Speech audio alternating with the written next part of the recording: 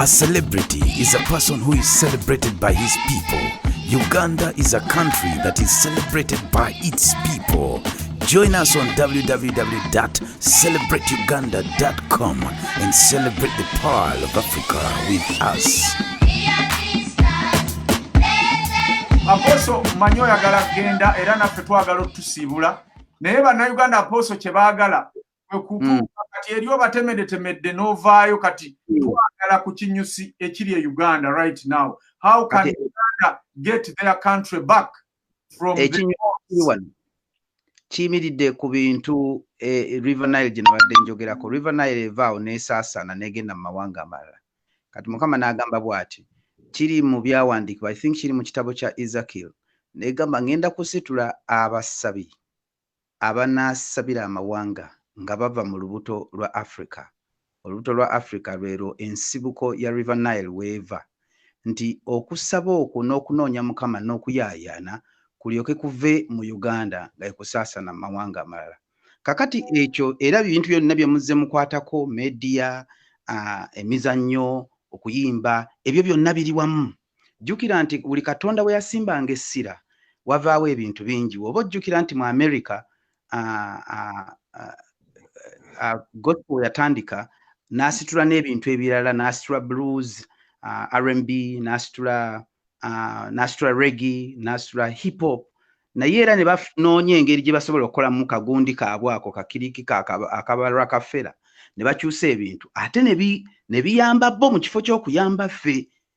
Bw'oba ojjukira yo MTV Raps we yatandikira ng'ebintu ebyo bisimbye nnyo essira ku kuzimba abaddugavu naye oluvannyuma ennyo ne bakyusa ekifaananyi. Kati I really believe nti Mukama agenda kusitula abasabi okuva mu Uganda. Era ky'ova olabanga okulwana ku ssaawa eno n'okukyusa obukulembeze bwe tulimu ku ssaawa eno nti gusimbye nnyo essira okulaba ekintu kino nti tekigguka kuyingira mu kukyukakyuka eno lwakuba ebintu byonna bigenda kukyuka okutandika ne January eno nga bwe tugenda wansi 27th of March. Kati saagala tubuzibwe nti ebintu ebyapeninga mu America biina prototype affectinga ne Uganda at the same given time. Tuyina okutandika okulaba nti tusaba. Ffe tuyina ekyoto kye tuyita okusabira emirembe mu Uganda. Naye ng'okusabira emirembe mu Uganda kugenda kubeera nga kusabira omusingi gw'okuzza ebintu byonna. Omanyi kati we tuva mu nti abantu tuli focused. Then tweddiza ebintu byaffe. Ekisooka ye media. Lwakuba media Katonda bwe yagamba I created man in my image. Yali ayogerako media. Lwakuba ekigambo ekyo image kiva mu kigambo imagination. Ate imagination ebifaananyi bitambulira mu bwongo. Kubeera nti media. So yali ayogera ku media. Ekirala ne kigamba and the sower went sowing. Ekigambo ekyo woddayo mu sower went sowing okisinkana mu nkadde ne mu Hebrew egamba the broadcaster went broadcasting seeds. The sower went sowing seeds. Kati that's media. Era kyobulaba nti ekifaananyi kya America etuzanyidde nnyo. They are very good at branding and they are very good at using media. I feel nti Uganda naffe tugenda kukwata media yaffe tutandika ogikozesa. Media yaffe era gwe musingi kati gwe twogerako lwakuba ye media. Kati we tukwata media eno tuba tukutte imagination. The human being functions on imagination. Kyekyo kye bayita mindset. Kye nayogeddemu wali ne tugamba nti omuntu azimbiddwa ku spirit, psychologic, which is soul, bad spirit, mind, soul. Ate ne wabeerawo omubiri. Kati omubiri gujja luvannyuma. Naye ng'ekisooka ye mind. Biki bye tussa mu bwongo bw'abantu? Biki bye bawulira? Biki bye balaba? Because in soul mu kulaba n'okuwulira they formulate imagination. Ebifaananyi mwe muva okuloota, mwe muva okulowooza nti nalowoozezza ne ndowooza bwe nti it's part of the influence eva mu media. Kati we tubeera tuyina abantu aboogera ebintu ebiri negative ebitazimba yeeyo imagination ne mindset ebirowoozo biba biri set kwekyo abantu bye bawulira ebyogerwa ennyo. Kati bye tuwulira ennyo ebyogerwa ku ssaawa eno mu Uganda, what is that? Ffenna tubimanyi. How do we bring a penetration of another mindset ewa omukisa abantu? Omuntu n'owulira ekintu nga waliwo akuwa omukisa. Omuntu n'owulira ekintu nga waliwo akusabira. Omuntu n'owulira ekintu nga waliwo akubuulirira. Omuntu n'owulira ekintu nga waliwo akulaga ekkubo ettuufu.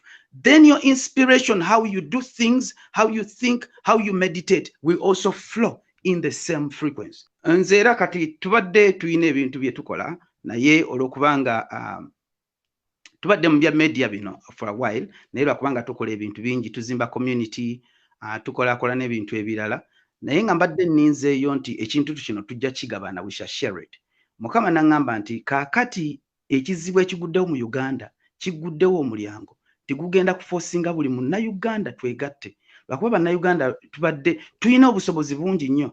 Abannayuganda Mukama atusaasaanyiza mu mawanga, naye tubadde tuyina ebintu bye tukola nga bannayuganda tuli bagezi bakalaba. Naye embungi gye tubadde tubulamu yenkwatagana n'okkolagana. Tweyawuddemu nnyo. Tweyawuddemu ate twerwanisa. Tetwagaliza munnaffe. Tetwagaliza kulaba mulala ng'ayingidde mu kirungi. Kati we tumenyaamenya ebintu ebyo ne tubifufaganya ne tuyingizawo this positive attitude. Teri nnyumba esobola kuyimirira okuggyako ng'ennyumba yeegasse. I feel nti incident eno eya happenings right now in Uganda eyagala kugatta Bannayuganda into oneness. Nga naye okugatta walina okubaawo omulamwa, walina okubaawo omukutu, walina okubaawo frequency eyogera ku bintu ebigatta abantu. So I really feel, Brother Prince, nti I think you have come in a time like this.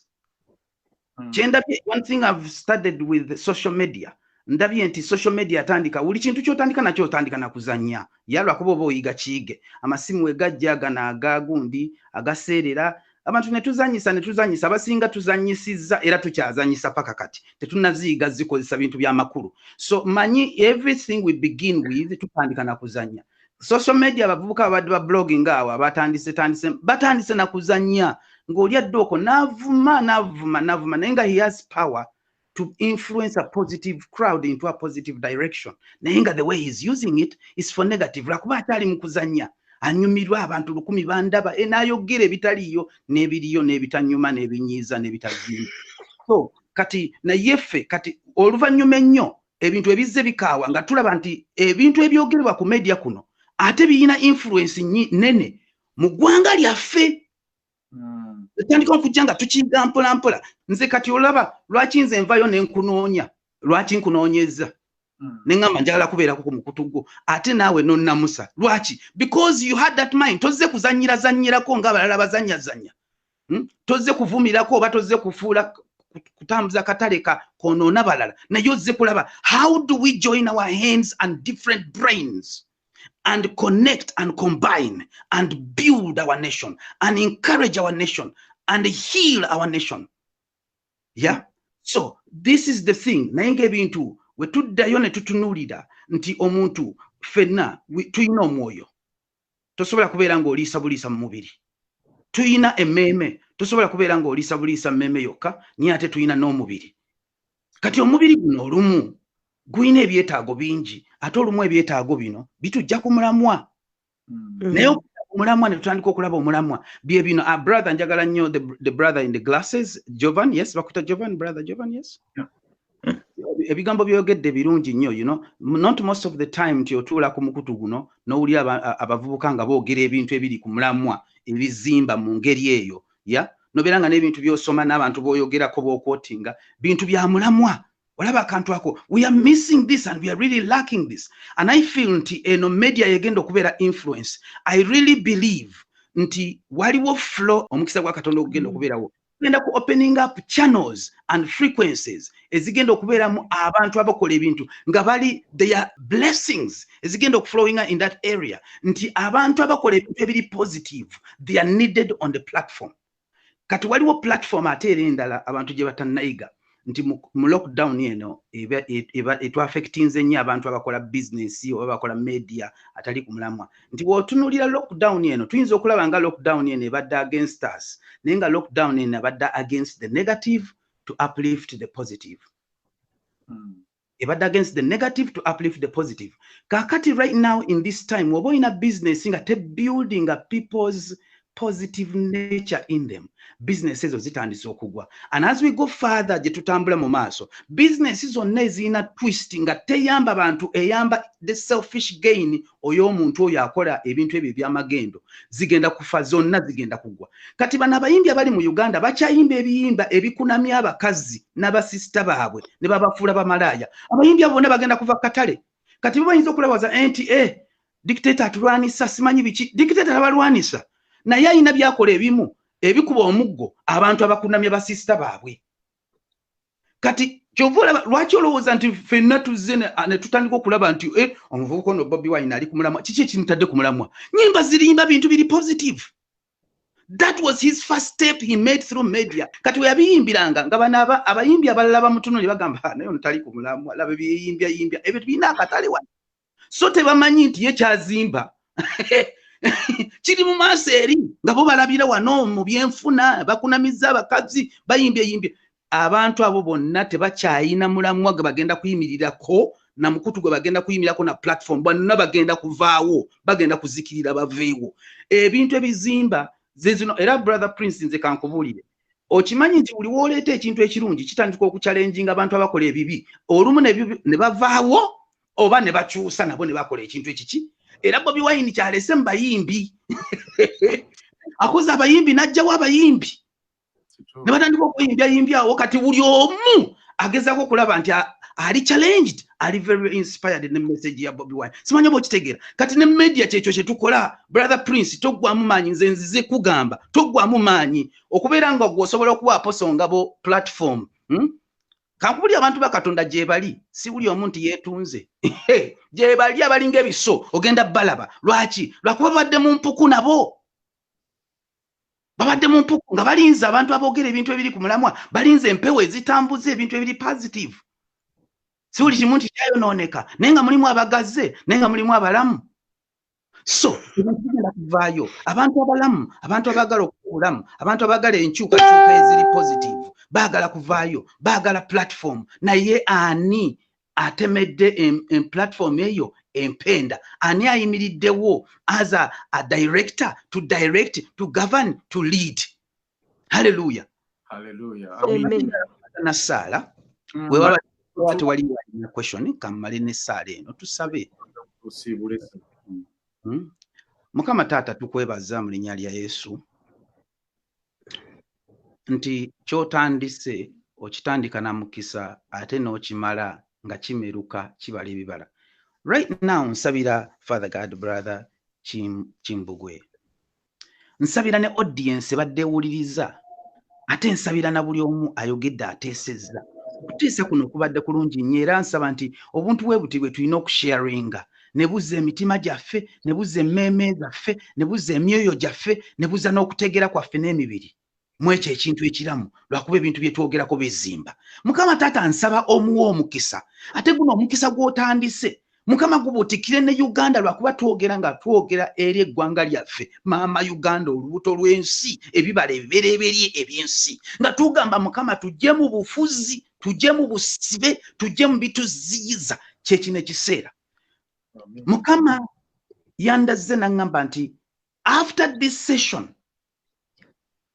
tuyina move eyo egenda kubeera yaba diaspora Ugandans to return back to Uganda, to build Uganda. Nti obusobozi bwonna obw'ebirabo obwa talanta buli mu mawanga bwasasana, naye Mukama agamba nti kati nziguddewo oluggi mu nsi y'omwoyo. It's a portalway that is returning the Ugandans the energy, the ability, their potential to return back into their motherland, to build their country. This is the time, and the time is now. Mulinya erya Yesu eriramu tusabye nti leka kino kibeere ekibala ekibereberye ekitandika okwasaganya omusiraamu, atali musiraamu, omulokole, omukatoliki, ffenna tukwatagane mu diaspora gye tuli ne mu ggwanga lya Uganda, tufuuke omuntu omu, okuyaayana kumu, n'enkulaakulana ekitukulaakulanyamu eggwanga lyaffe, tubeere mu bumu n'okutegeeragana. Mu linnya erya Yesu tusabye, amiina. Amina pastor. N'ebigambo ebyo tetugenda kubanga tweyongerayo pastor sebo tweyanza era tujja kukomyawo wano obeere nga otutwala maaso n'ebigambo eby'omwoyo n'ebigambo ebizimba bwebityo. Kakati banaffe, a celebrity is a person who is celebrated by his people. Uganda is a country that is celebrated by its people. Join us on www.celebrateuganda.com and celebrate the Pearl of Africa with us.